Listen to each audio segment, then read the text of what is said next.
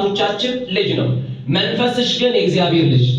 እስኪ የኔ መንፈስ በል በክርስቶስ ኢየሱስ አዲስ ፍጥረት ሆኖ የእግዚአብሔር ልጅ ሆኖ ሰይሆነልሽ። አዲስ ፍጥረት ነን እና አዲስ ፍጥረት ከሆነም በኋላ የሆናቸው ነገሮች አሉ። ለማስታወስ ያክል አንደኛው የእግዚአብሔር ልጅ ሆነናል ብለናል። እያንዳንዳችን አሁን በክርስቶስ ኢየሱስ የእግዚአብሔር ልጅ ነን። እኔና እናንተ አሁን የሰይጣን ልጅ አይደለንም፣ የዚህ ዓለም ልጅ አይደለንም፣ የዲያብሎስ ልጅ አይደለንም። እኔና እናንተ አሁን በክርስቶስ የእግዚአብሔር ልጅ ነን። እስኪ እኔ የእግዚአብሔር ልጅ ነኝ በሉ።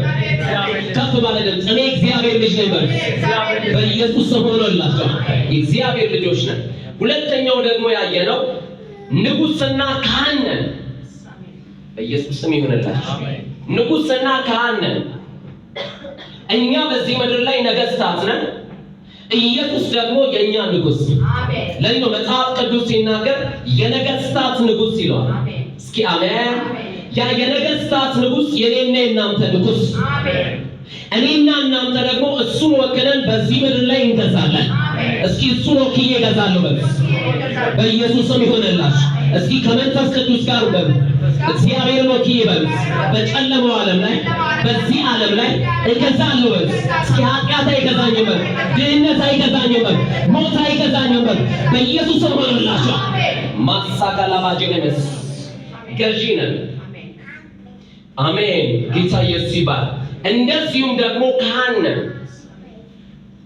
አዲስ ፍጥረት ከሆነ በኋላ ገዢም ነን ካህንም ነን። ካህን ማለት አገልጋይ ማለት ነው። በክርስቶስ ኢየሱስ አምኖ የዳነ ሰው በሙሉ አዲስ ፍጥረት ከሆነ በኋላ ካህን ነው፣ አገልጋይ ነው። አገልጋይነት ለሐዋርያት ብቻ አልተሰጠም፣ ለነቢያት አልተሰጠም፣ ለወንጌል ሰባኪዎች ብቻ አልተሰጠም፣ ለመጋቢዎች አልተሰጠም፣ ለአስተማሪዎች አልተሰጠም። ሁላችን መንግስቱን እናገለግላለን። እስኪ መንግስቱን አገለግላለሁ በሉ። በኢየሱስ ስም ይሆንላችሁ። ማካላባላዳስ ሌላ ያየነው አዲስ ፍጥረት ገዢ ነው። ማካላባስ ገዢ ነው አዲስ ፍጥረት። እስኪ አሜን።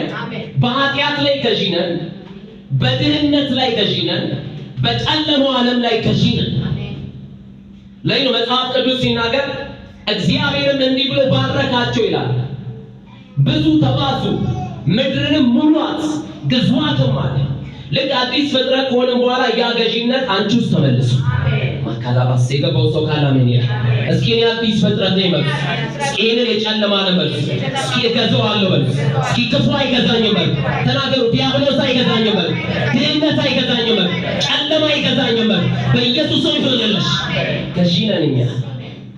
ኢየሱስ ለዘላለም ይዛ ወደ ዛሬው እንሄዳለን። አዲስ ፍጥረት ማስታወሻ ለምትይዙ ቅዱሳን አዲስ ፍጥረት ከክርስቶስ ጋር በሰማያዊ ስፍራ ተቀምጧል። ዋው ኢየሱስ ጌታ። ዛሬ ድንቅ ሚስጥር ነው ያለን። አዲስ ፍጥረት ከክርስቶስ ጋር በሰማያዊ ስፍራ ተቀምጧል። አሁን መንፈሳችን አዲስ ፍጥረት ከሆነ በኋላ ከክርስቶስ ጋር በአብ ቀኝ በሰማያዊ ስፍራ ተቀምጧል። ደስ የሚለው ነገር እዛም አለን እዚህም አለን።